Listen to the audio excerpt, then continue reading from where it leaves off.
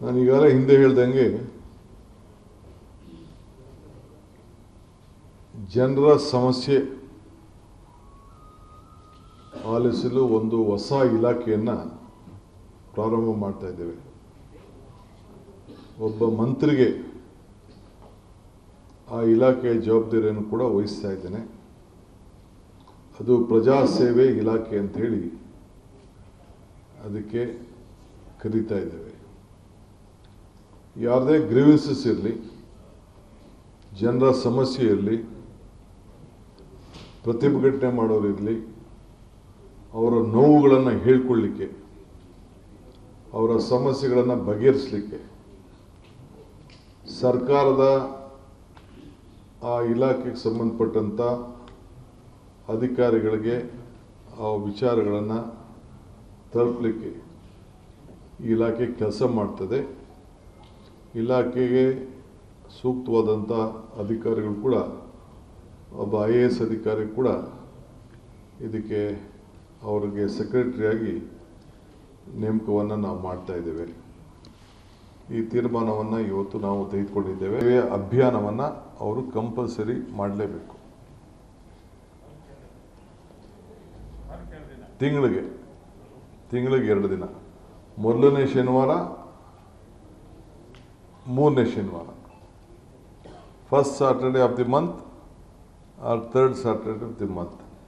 ರಜಾ ಇತ್ತು ಅಂತಂದರೆ ಅದು ಹಿಂದಿನ ದಿನ ಅವರು ಹೋಗ್ತಾರೆ. ಅಕಸ್ಮಾತ್ ಏನಾದ್ರು ಗೌರ್ಮೆಂಟ್ ರಜಾ ಇತ್ತು ಅಂತಂದರೆ.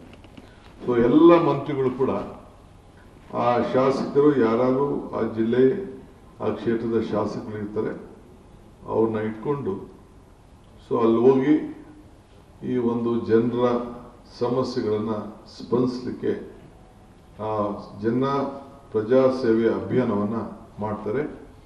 ಎಲ್ಲ ಇಲಾಖೆಯ ಕೌಂಟ್ರುಗಳು ಕೂಡ ಅಲ್ಲಿ ಇರ್ತದೆ. ಆ ಜಿಲ್ಲೆಗೆ ಸಂಬಂಧಪಟ್ಟಂಥ ಎಲ್ಲ ಅಧಿಕಾರಿಗಳು ಕೂಡ ಅಲ್ಲಿರಬೇಕು.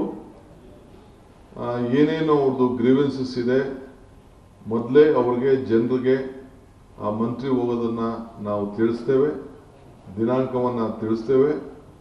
ಅಪ್ಲಿಕೇಶನ್ ಕೂಡ ಆ ತಾಲೂಕುಗಳಲ್ಲಿ ಏನು ಆ ತಾಲೂಕಲ್ಲಿ ಅಪ್ಲಿಕೇಶನ್ಸ್ ಇದೆ ಆ ಅಪ್ಲಿಕೇಶನ್ಸ್ನ ಫಾರ್ಮನ್ನು ಕೂಡ ನಾವು ಮುಂಚಿತವಾಗಿ ಅವ್ರಿಗೆ ತಲುಪಿಸುವಂಥ ಕೆಲಸ ಮಾಡ್ತೇವೆ. ಬಂದು ಅವರು ಫಿಲಪ್ ಮಾಡಿಬಿಟ್ಟು ತಂದು ಆ ಕೌಂಟ್ರುಗಳಿಗೆ ಅವರೇ ಕೊಡ್ಬೋದು. ಅದನ್ನು ಯಾವ ರೀತಿ ಮಂತ್ರಿಗಳಿಗೂ ಕೊಡ್ಬೋದು, ಶಾಸಕರಿಗೂ ಕೊಡ್ಬೋದು, ಆ ವ್ಯವಸ್ಥೆ ಕೂಡ ನಾವು ಮಾಡ್ತೇವೆ. ಆದಷ್ಟು ಜನ ಬೆಂಗಳೂರು ಬಂದು ಇಲ್ಲಿ ಬಂದು ಕಾಯ್ಕೊಂಡಿದ್ದು ಕೊಡೋದು ಬದಲು, ಅವ್ರ ಸಮಸ್ಯೆಗಳನ್ನು ಹೇಳ್ಕೊಳ್ಳೋದು ಬದಲು ಸರ್ಕಾರನೇ ಅವ್ರ ಮನೆ ಬಾಗಿಲಿಗೆ ಹೋಗಬೇಕು. ನಮ್ಮ ಉದ್ದೇಶ ಎಲ್ಲ ಡಿಸ್ಟ್ರಿಕ್ಟ್ ಮಿನಿಸ್ಟರ್ ಕಂಪಲ್ಸರಿ ತಿಂಗಳಿಗೆ 2 ದಿನ ಪ್ರತಿ ವಿಧಾನಸಭಾ ಕ್ಷೇತ್ರನೂ ಅವರು ಅವ್ರ ಜಿಲ್ಲೆಗೆ ಏನು ವಹಿಸಿರ್ತೀವಿ ಅವರು ಕಂಪಲ್ಸರಿ ಅವ್ರು ಹೋಗಲೇಬೇಕಾಗ್ತದೆ. ನಾನು ಕೆಲವು ತಾಲೂಕುಗಳಿಗೆ ಆ ರೀತಿ ಪ್ರವಾಸವನ್ನು ಕೂಡ ನಾನು ಕೂಡ ಒಂದೊಂದು ದಿನ ಮಧ್ಯದಲ್ಲಿ ನಾನು ಮಾಡ್ತೇನೆ. This is number 1.